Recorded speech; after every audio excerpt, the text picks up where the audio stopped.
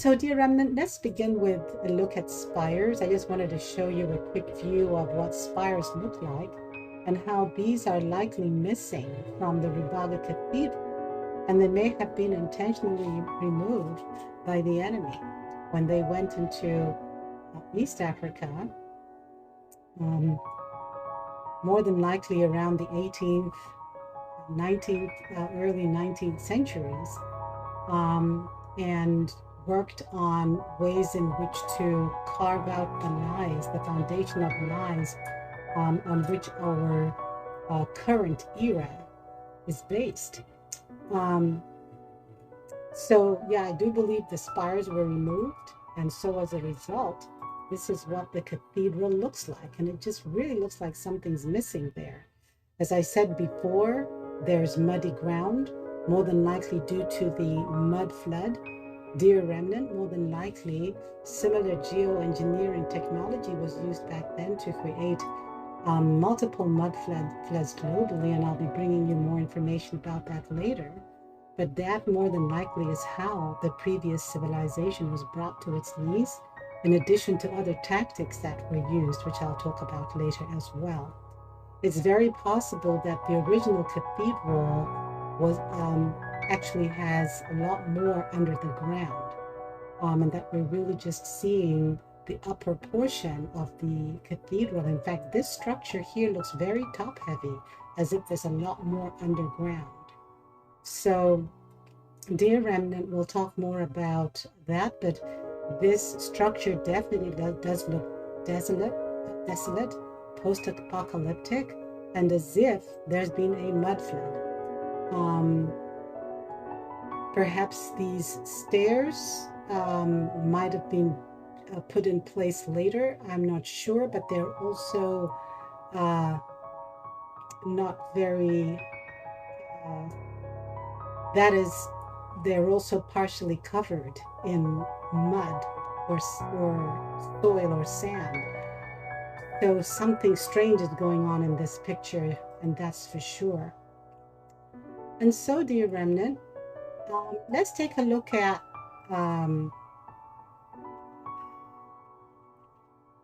some construction photos. There are very few. In fact, this is the only construction photo I have. And there's some rather strange things about this construction photo. It looks fabricated. If you look at the original structure, take a look. This is more than likely supposed to be the tower right here. And then there's this outbuilding, which just looks, and you know, the distance is wrong compared to how far away that structure looks from the tower. Unless they're trying to say that that structure, that the portion they're showing is around here, which could well be the case. Maybe this part of the building is actually further back and they're still building forward in this direction. If you see my pink arrow there, that's what I mean by this direction. So, is this a construction building of the Rubaga Cathedral? I really doubt it. We see some trees here for one thing, and yet the finished product has a very desolate look about it. Maybe they cut the trees down afterwards, which is kind of strange, but that's a possibility. When you look at just the quality of these buildings here, they don't seem to have the finesse or precision of the finished structure, so that's kind of odd. They look very sort of craggy edged. These I believe it's bricks that were used, so they have very craggy edges. And then you have, or we see, people walking around outside the building, and they all seem to be wearing white clothing, as if maybe they, you know, this is a photograph taken somewhere in the Middle East.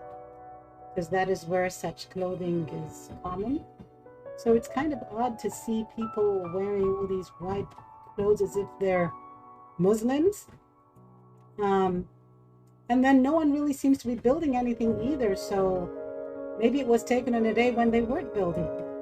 But why have a construction photograph taken on a day when construction's not being done? So it's kind of odd altogether. It's not really clear what's happening in this picture, but it doesn't look like a very convincing construction photograph. The scaffolding looks really poor quality for, it doesn't look like it could really hold people up very securely. It's like building would be a very treacherous undertaking with this type of scaffolding, especially when you're undertaking to build a 50-foot high main structure and then 100-foot high towers. You'd want something more solid, more reliable. So this doesn't look like a very convincing construction building. And people just seem to be walking or standing around the building. And it's just very odd how they all seem to be wearing the same clothing. And it's Islamic type clothing, which is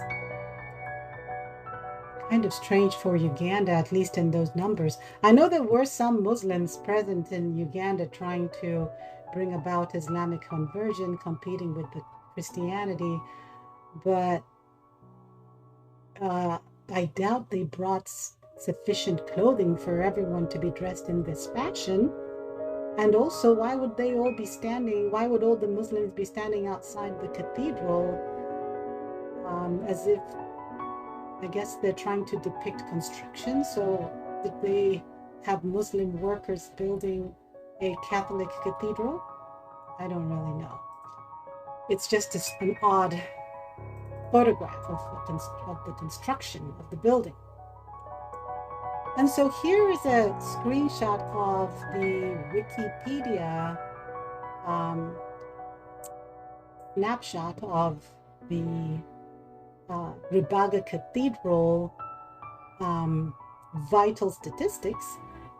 And the main information which you'd normally find, such as construction materials, and the dimensions of the structure, which you find for every other cathedral, as long as it's not located somewhere, say in Africa, that information is not here. When under architecture, all it says is groundbreaking, meaning it started being built in 1914 and was completed in 1925, and that's all you get to know. But we don't get to know the dimensions. And we don't get to know what the building was constructed from, at least not in this particular version of the information available on the internet. There actually is very little information available on the internet concerning the construction of this cathedral.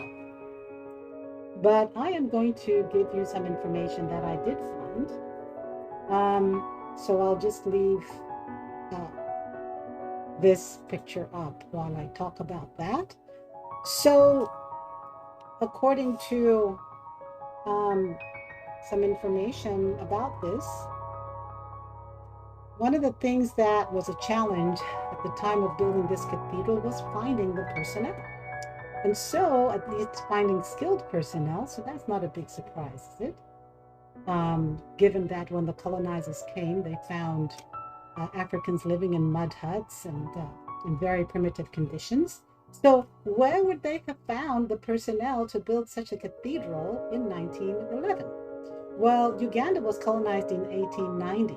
So now here we're talking 20 years later, they're moving toward a plan to build this cathedral.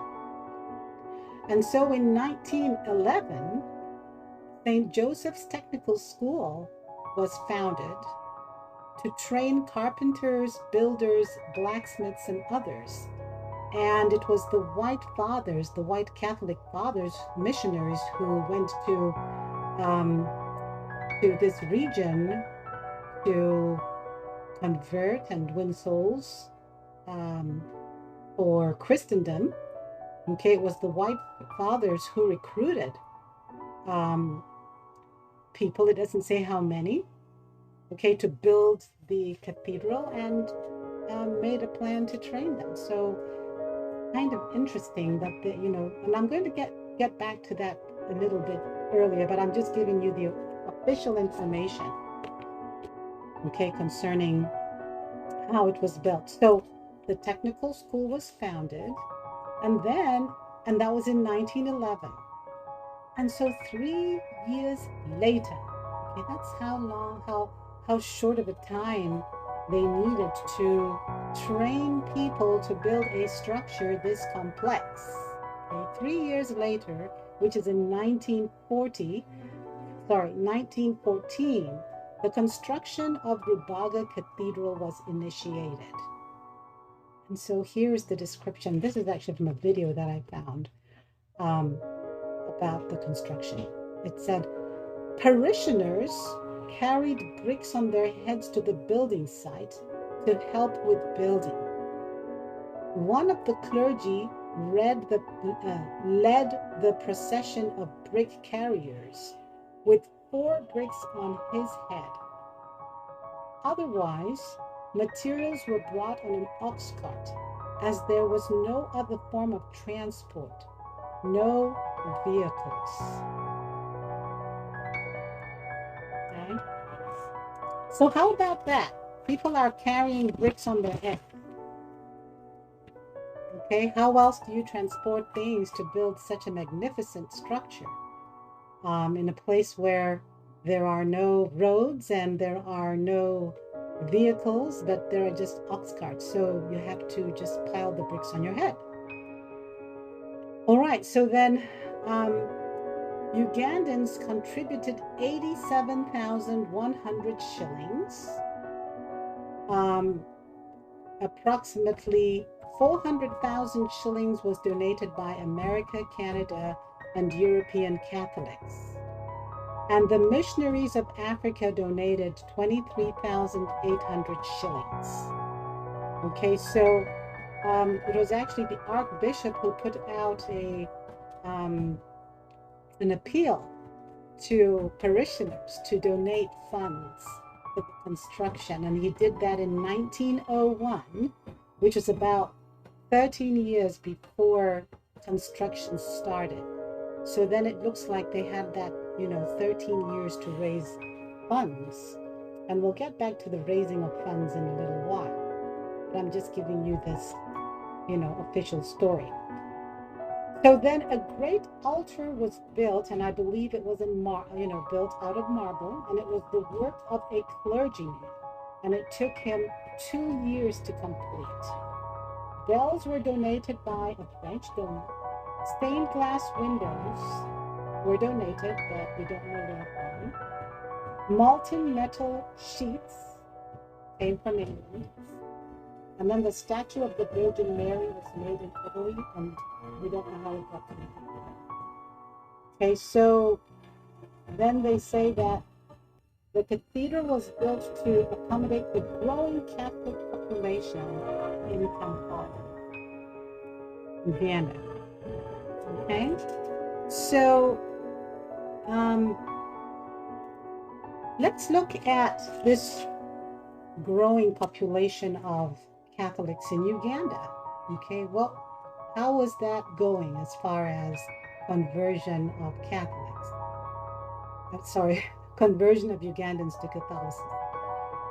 So they say that by 1880, that's 1880, 4 Baganda were baptized. By 1882, 19 converts were baptized. And then some of you may be aware that in the 1880s, there were a number of Ugandans that were martyred by the king of the Baganda. He persecuted them by burning them alive at Namugongo. That's a place in Uganda. close to Kampala. Kampala being actually the seat of the Buganda kingdom. So the Kabaka, which is the name for king in Buganda, the Kabaka Mwanga was his name. Kabaka Mwanga II of Buganda, he burned these converts alive between 1885 and 1887.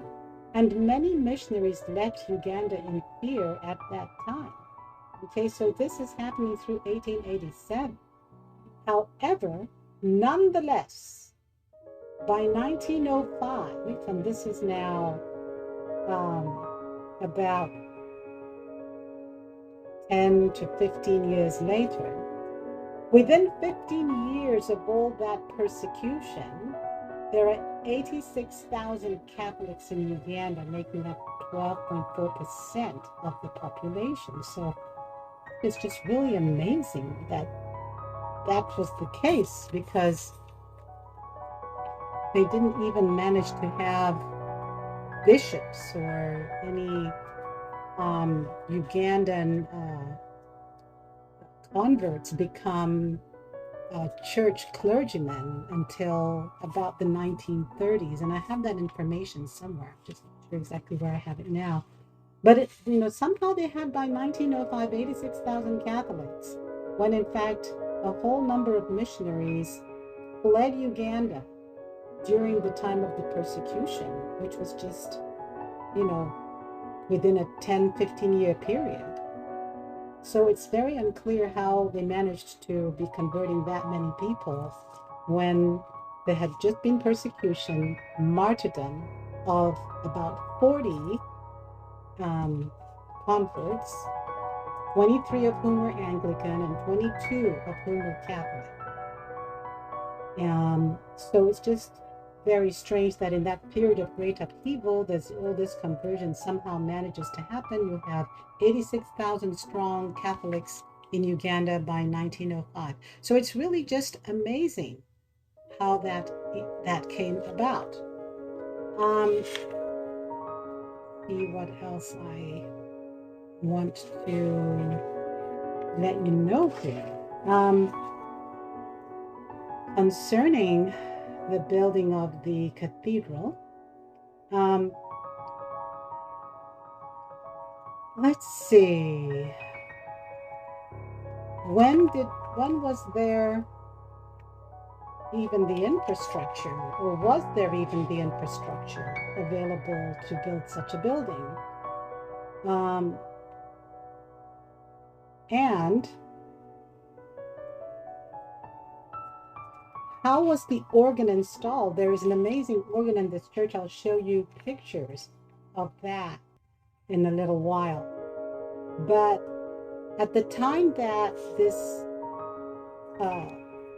church was built, which was between 1914 and 1925, Uganda had no power or lighting or electricity. Okay? Electricity only came to Uganda in 1938. But this entire structure was completed by 1925. Okay? So I'll say a little more about the infrastructure in a little while, but that is something to ponder. It just doesn't really make sense. Okay, so what about the construction materials? Okay, this structure is said to have been built using earthen bricks. And these can be manually operated. Okay, you can make earthen bricks using a manually operated press. So I guess they somehow got a manually operated press there in a situation where there was no electricity. And even when you have that, they have to be stabilized with cement. So somehow they were able to be making cement as well to stabilize the brick. But I looked into bricks a little bit just to see, whether that's something that, could really have been done using the available technology, whether they could have made the types of bricks that could have had the required durability. Now, the problem with bricks is that they have poor durability, they have poor resistance against water-induced erosion, and this would be a big issue in Uganda, where rain falls frequently. Historically, rain falls at least once a day in Uganda. I mean, it's just a fertile, fecund, green, very green country. So, you'd really want to have the structure made from materials that would have durability against such weather. And when you use earthen bricks for building, they can deteriorate due to shrinkage, erosion, and dampness. So it's really quite amazing that they built this structure, which, keep in mind, was completed in 1925. Okay, and so, but look at this, it says earthen brick becomes saturated when it rains, and usually there is structural failure within a century. Okay? So this building started being constructed in 1915, and now we are just approaching the 100-year anniversary of the completion of this structure, which was supposed to happen in 1925. And, well, based on the 4K video we watched, the drone video, it looks like the building is really quite well intact. So that's just very interesting. The kind of brick that was used and the way that it was stabilized has to have been of a quality that would ensure its durability. So it's just really amazing that that was done with the available infrastructure, with obviously these bricks having to have been made manually, and in circumstances where there are no roads, no vehicles, and then you have to have people transporting these bricks, carrying them on their heads. And keep in mind that, well, according to the information that I see, it took 2.5 million bricks, okay, to build this building. And it seats 5,000 people. That's how big it is. And I did tell you the dimensions before.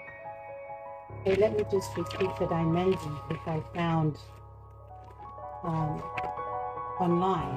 Okay, it's 240 feet long, 248 feet long, 260 including the walls, which means that the walls are about 7 feet thick. Okay, it's 63 feet wide, and it's 50 feet high, except the towers are about 100 feet high. Okay, so it's just really amazing, truly miraculous. Perhaps that was the first miracle. We know that's not the case. So really very questionable information concerning the construction of this building. So what else was happening in colonial Uganda in the years just before and during construction of this building? Okay, so like I mentioned, there was persecution of Christians by the Kabaka Wanga, resulting in missionaries leaving, and that was happening until about 1887. Okay, so in 1890, British colonial rule was imposed, and then it looks like within 15 years the missionaries are back, and they managed to convert 86,000 Ugandans, okay, within 15 years. So by 1905, between 1890 and 1905, 86,000 are converted. Amazing. So in 1901, the bishop puts out an appeal to raise funds for the building of the cathedral. Okay. And that's quite a spectacular accomplishment because the economy was a subsistence economy. It was a colonial subsistence economy. And it was an extremely racially unequal economy, both and also socially unequal. Okay, that was the context in which people are living under colonial rule. So with subsistence as the main means of survival for the vast majority of local people, of Africans, how was the church able to extract 87,000 shillings from people who had no income? Well, maybe that could be done within 10 years. So since the 86,000 converts, since there were 86,000 converts by 1905, maybe if each one gave a shilling, they were able to raise 87,000 shillings, right? That's if they had a shilling to give, because even having a shilling was a big deal in those days. So that's interesting. So there were other donors in Europe and America. And I mentioned earlier 400,000 shillings raised by Europeans and Americans. And then the clergy also donated a large sum of money. Keep in mind that Europe and America, during the construction of this church, which was between 1914 and 1925, Europe and America were impacted by the war, and the economies were failing and moving toward the Great Depression of the 1920s and 30s. And yet they seemed able to donate large sums of money, bells, a marble altar, stained glass windows, molten metal sheets. So, and the curious thing about this too is, how were these donations and construction materials transported without the infrastructure, including virtually no reliable roads? Okay, I mean, Uganda's landlocked, it's on the ocean, where you can just unload a ship and have your, whatever it is you're transporting. These things have to be taken inland, quite a long distance. Okay, and I showed you where Uganda is, it's landlocked. And it rains a lot, very muddy conditions.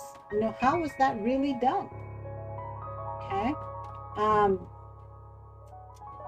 So, clearly the infrastructure just wasn't there for the transportation of these various inputs and donations, but just the basic infrastructure to construct a church of this magnitude just wasn't present in Uganda at the time. There was no electricity till 1938. There were no power tools. There were no sewers until 1930. There was no piped water supply. And there were no equipment. There was no equipment for brick making, no compression or compression or impaction equipment for brick making. And if it was there, maybe, how long would it have taken to even make a few bricks? It's quite a process to make bricks, especially if you're doing it using manual methods. And looking at the precision and, considering the precision that would be required to build a structure such as this, to ensure that it stands and that the specs are followed, you'd have to be, extremely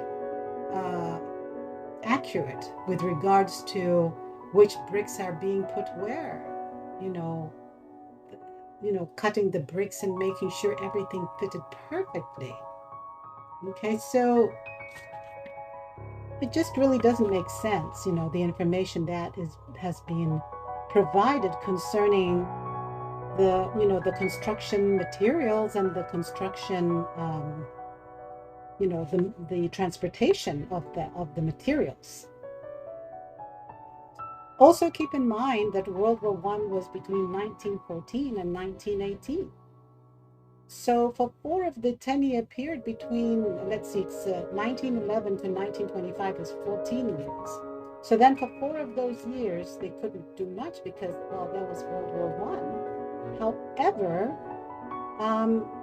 there would have been impacts after the war. So they couldn't have, just reconstituted after the war and just, gone straight back to building without any trouble.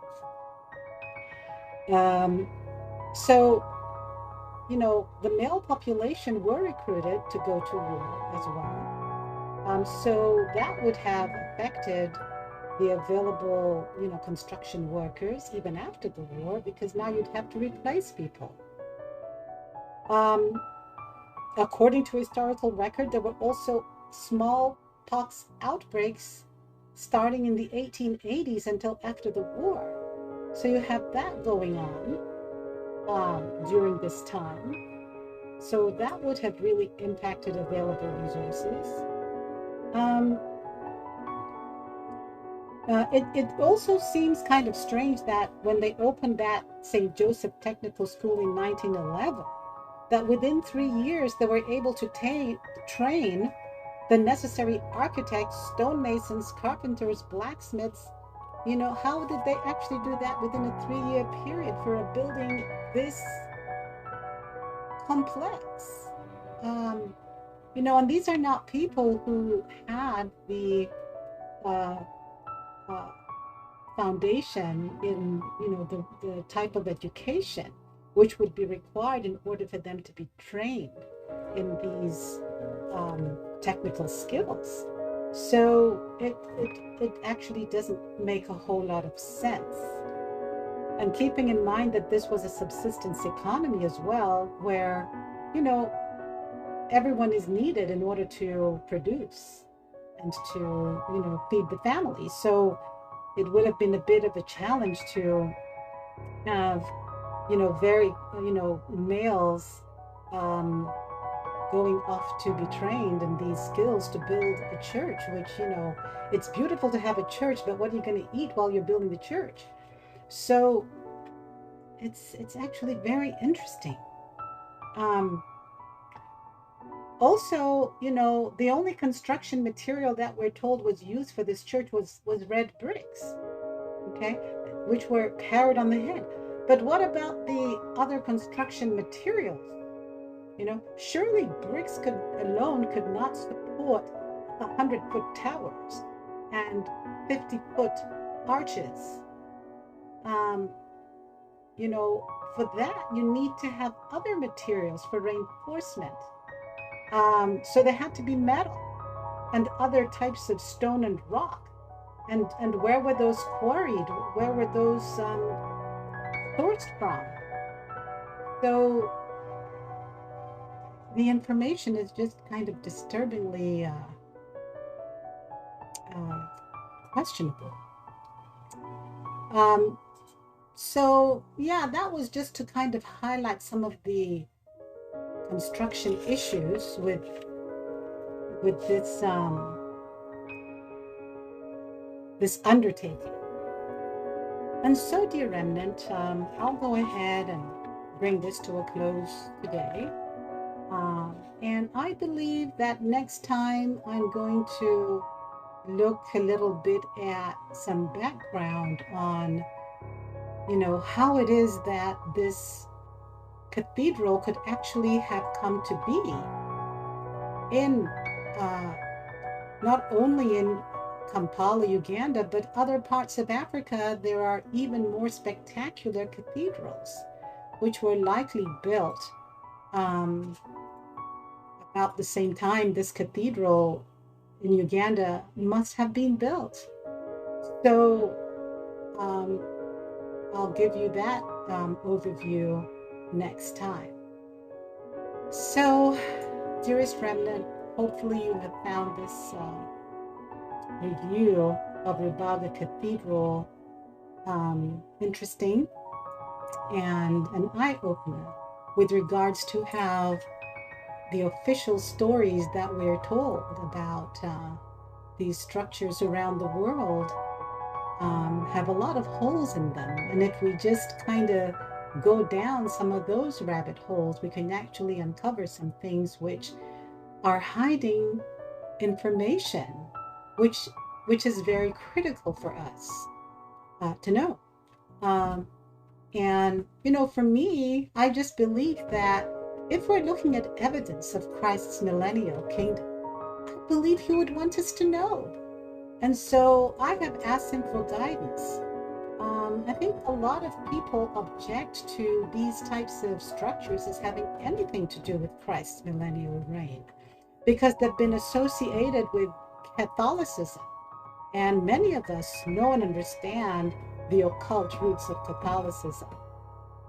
However, when we consider the actual history of these structures and that they are not rooted in Catholicism, then maybe that's an eye-opener and we'll be more receptive to hearing the true story of these structures.